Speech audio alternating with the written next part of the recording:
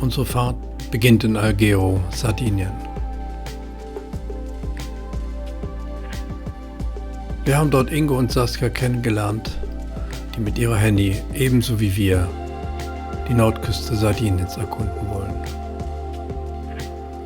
Nun sind wir mit 3 Schiffen unterwegs Richtung Maddalena-Archipel, ganz im Norden von Sardinien. Mit der Cocon, der Henny und der Gold Leaf.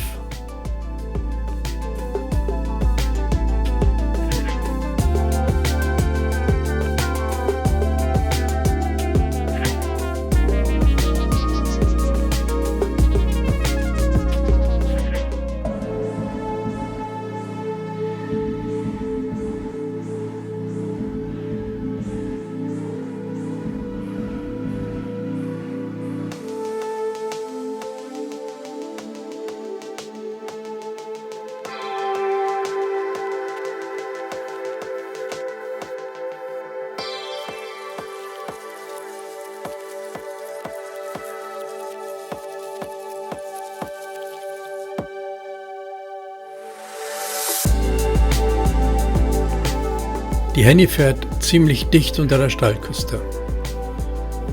Da reflektieren aber die Wellen und es entstehen eventuell konfuse Kreuzseen. Zudem muss man auch mehr auf Fischerbojen aufpassen.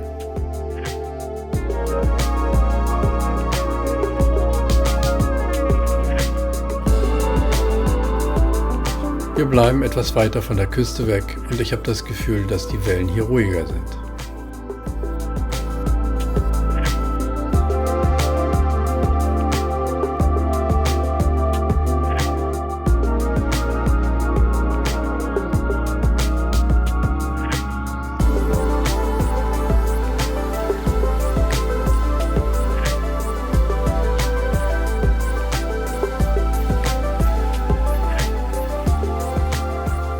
Die Route führt uns von Alghero nach Norden durch die Fornelli-Passage zu dem traumhaften Ankerplatz Isola Piana. Die Fornelli-Passage ist übrigens mit 2 Meter Tiefgang problemlos zu befahren. Selbst bei dem auflandigen Wind beruhigten sich die Wellen kurz vor der Passage und die Durchfahrt war völlig ruhig.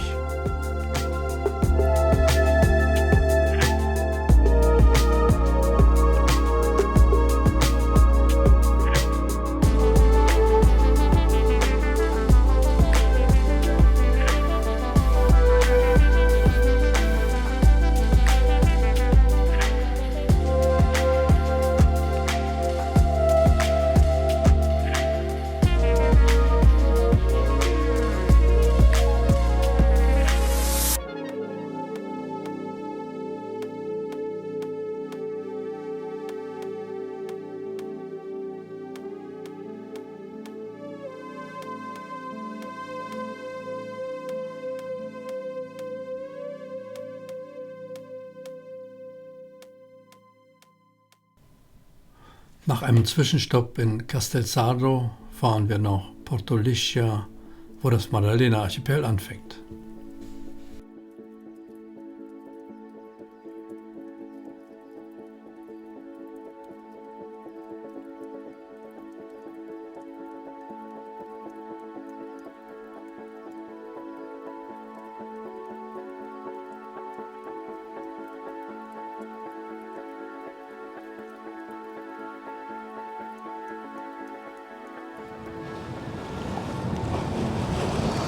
Ich glaube, mit dem Wind hat gar keiner gerechnet jetzt.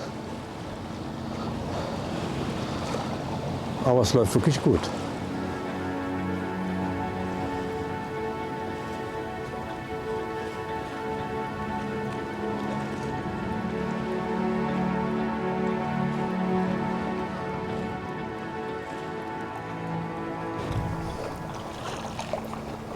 Der Wind ist mit 10 bis 12 Knoten sehr angenehm. Und wir fahren hoch am Wind nach Nordosten in Richtung Maddalena-Archipel.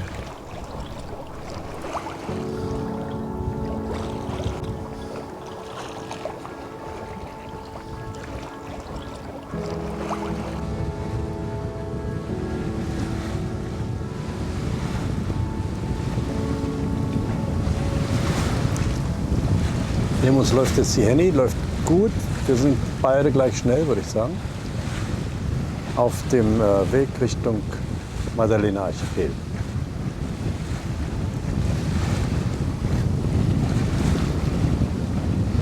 Im Hintergrund sieht man auch die Godelief. Wir segeln alle drei zusammen. Inzwischen kennen wir uns ja schon einige Tage und es bleibt nicht aus, dass einige Manöver mit Hintergedanken ausgeführt werden. 2 Schiffe machen ja bekanntlich eine Regatta und bei 3 Schiffen wird es spannend, zumal alle in etwa ähnliche Performance aufweisen können. Jetzt wird strategisch gesegelt. Willst du mir den Wind aus dem Segel nehmen? Nee!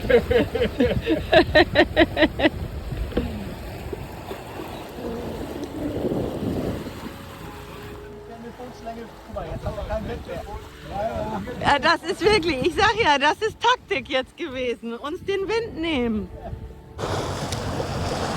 Natürlich bleibt die Revanche nicht aus. Tine, mach was!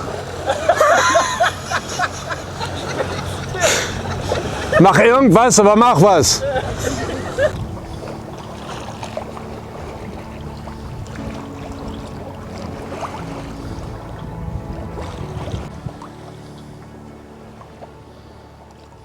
So langsam schläft der Wind ein und wir überlegen, den Motor anzumachen. Schließlich fahren wir alle 3 unter Motor zum Ankerplatz Porto Licia.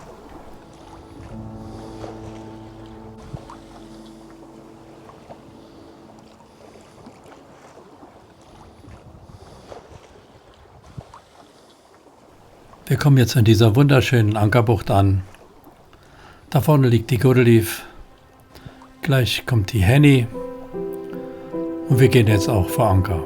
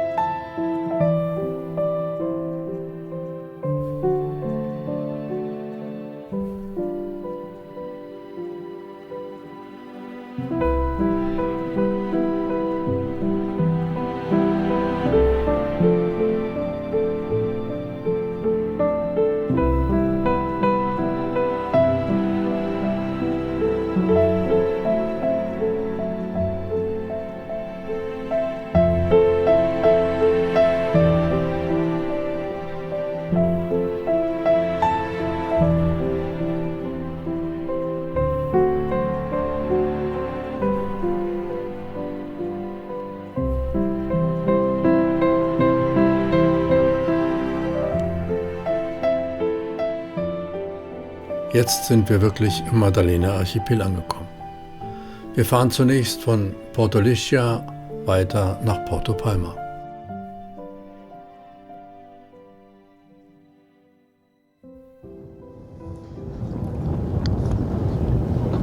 Wir sind hier in Porto Palma im Maddalena Archipel. Die Bucht ist schön, aber auch voll. Es wird eigentlich immer voller. Und ich habe das Gefühl, dass ganz viele Charterjachten, die hier ankommen, die hatten wahrscheinlich gerade Crewwechsel. So sieht's aus.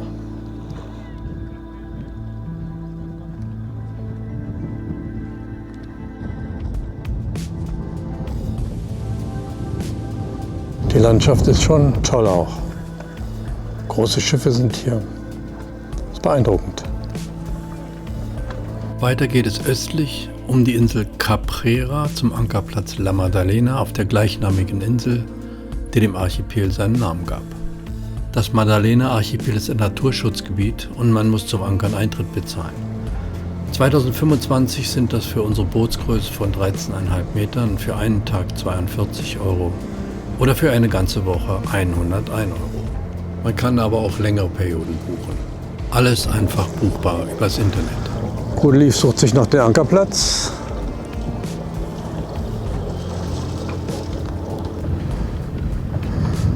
Wir sind schon vor Anker, hinter uns ist die Henning. Alles gut.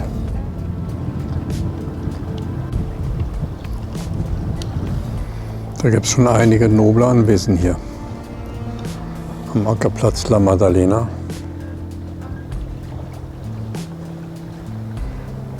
Nicht zu verachten. Da hinten ist so ein kleiner Hafen. Die Bucht ist sehr geschützt. Allerdings muss man aufpassen, weil es gibt schon einige Unterwasserfelsen. Und hier ist die Godelief.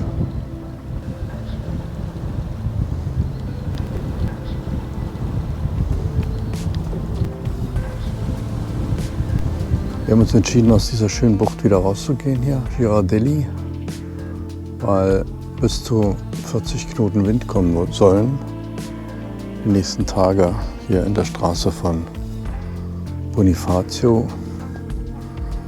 Und deswegen fahren wir jetzt weiter nach Süden, aufs Festland, nach Sardinien, da soll weniger Wind sein.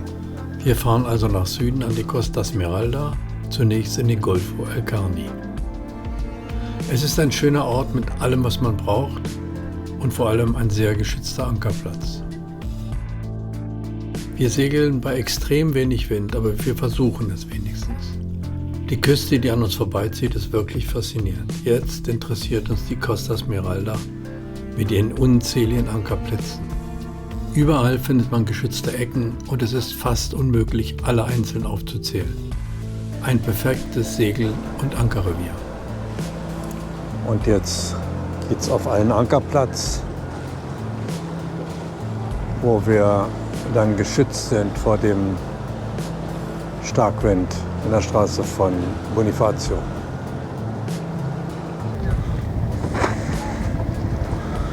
Tolle Anwesen gibt es hier. Super Häuser, große Yachten. Ich glaube, hier ist sehr, sehr viel Geld unterwegs.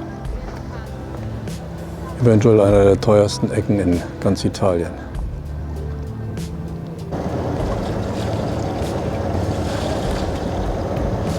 Die Costa Smeralda ist wirklich traumhaft. Hier gibt es überall Buchten, wo man geschützt ankern kann. Für die ganz großen Yachten haben sie überall Tonnen ausgelegt. Die Häuser sind toll. Sehr noble Hotels sind hier. Wirklich sehr, sehr schön.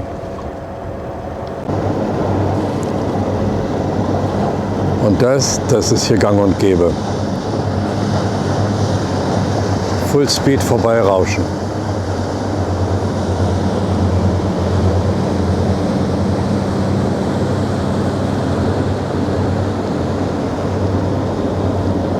Passiert ständig. Das scheint so eine Art Charterbasis zu sein oder auch nur die Bojen für die Charterer und an Land, Restaurant,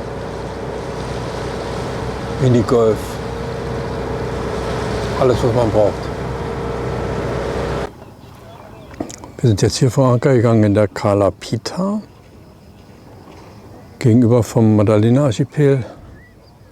Am Boden ist relativ viel Seegras, wenig Sandfläche, aber ist schön hier.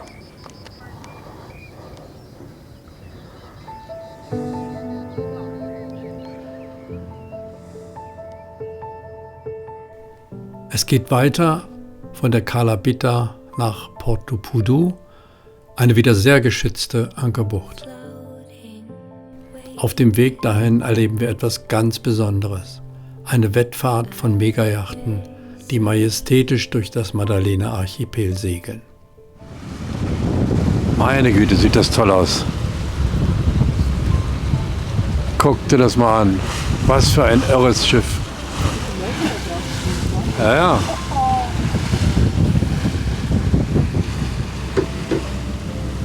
Boah, wenn der die Winschen anknarrt.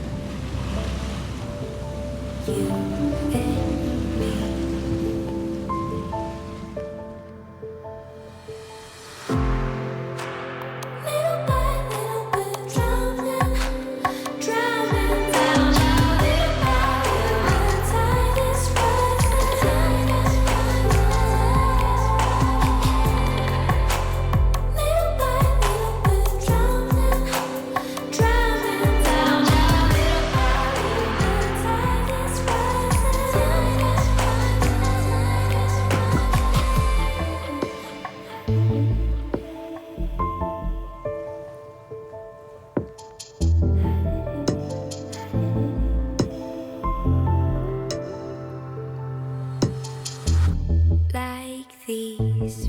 losing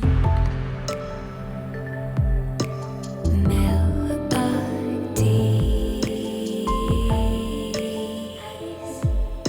And suddenly I only want to. Die Bedingungen in der Straße von Bonifacio haben sich jetzt beruhigt und wir fahren von Porto Pudú rüber nach Korsika in den Golf de Rondinara. Ich würde sagen, einer der schönsten Buchten, die ich jemals im Mittelmeer gesehen habe.